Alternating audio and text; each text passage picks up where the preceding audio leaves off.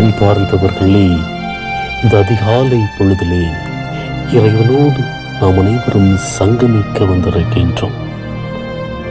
எங்கே 2-3 பேர் என் பெயரால் கூடியிருக்கின்றார்களோ அவர்கள் நடுவில் நான் இருக்கின்றேன் என்று மொழிந்த இறைவன், நான் உங்களை திக்கற்றவர்களாக விட மாட்டேன் என்று சொன்ன இறைவன் இன்று நம் மத்தியிலே பிரசன்னமாகியிருக்கின்றார். அவரை நாம் உற்று நோக்குவோம். நம் மீது அளவு கிடந்த அன்பு கொண்டவர், பாசம் கொண்டவர், இரக்கம் கொண்டவர் இன்று நம் மத்தியிலே வீற்றிருக்கின்றார். அவரை உற்று நோக்குவோம், தாழ்பணிந்து வணங்குவோம். இந்த நாளுக்காக நாம் நன்றி சொல்லுவோம். கடவுள் இந்நாள் வரை நம்மை காத்து வழிநடத்தி வந்தமைக்காக நாம் நன்றி சொல்வோம். எவ்வாறு 10 தொழுநோயாளிகள் குணமடைந்த பிறகு ஒரு தொழு நோயாளி மட்டும் இயேசுவை நோக்கி சென்று நன்றி சொல்கின்றார். அந்த நன்றி நாம் கடவுளுக்கு சொல்லுவோம். இன்று நம்மை காத்து வழிநடத்திய அந்த இறைவனுக்கு நாம் நன்றி சொல்ல வேண்டும்.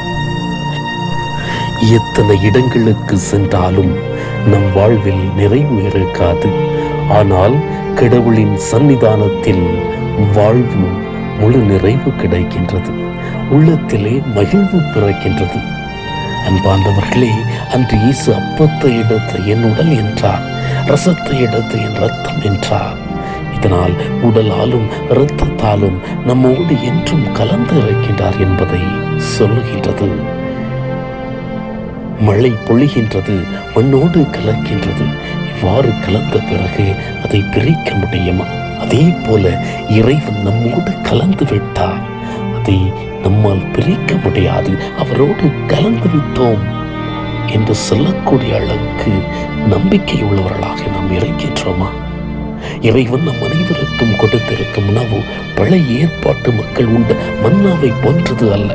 இறைவன் சிந்திய ரத்தம் மோயிசன் மக்கள் மீது தெளித்த மிருகங்களின் இரத்தத்தை போன்றது அல்ல.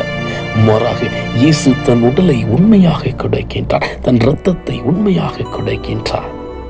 ஆம், தன்னிடம் உள்ளதை அனைத்தையும் பகிர்ந்த சக்கையை போல, தன்னிடம் உள்ளதை கணக்கியாக கிடைத்த விதவையை போல மார்பில் அடைத்துக் கொண்டு நான் பாவி என்று தன்னையே கையளித்த வரி தண்டுபவரை போல, தாவீதின் மகனே இறங்கும் என்று கத்தி இறைவன் ஒருவரை அடைக்கலம் என்று சொன்ன திமேயுவின் மகன் பர்த்திமேயுவை போல நாம் நம்மையே கொடுக்க அழைக்கப்படுகின்றோம். ஆம் அன்பார்ந்தவர்களே, உள்ளத்திலிருந்து நாம் எதை கொடுக்கின்றோம் என்பதை நாம் சற்று சிந்திக்க இன்றைய நாளிலே நாம் அழைக்கப்படுகின்றோம்.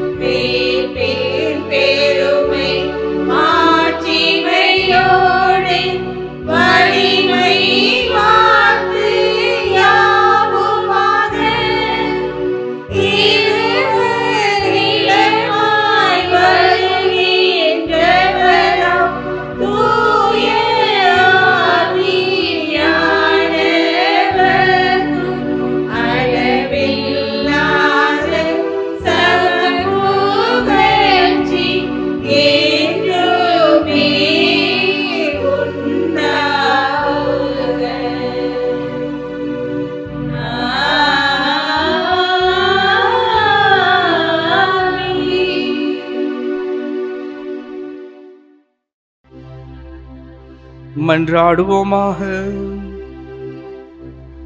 இறைவா, இந்த வியப்புக்குரிய அருளடையாளத்திலே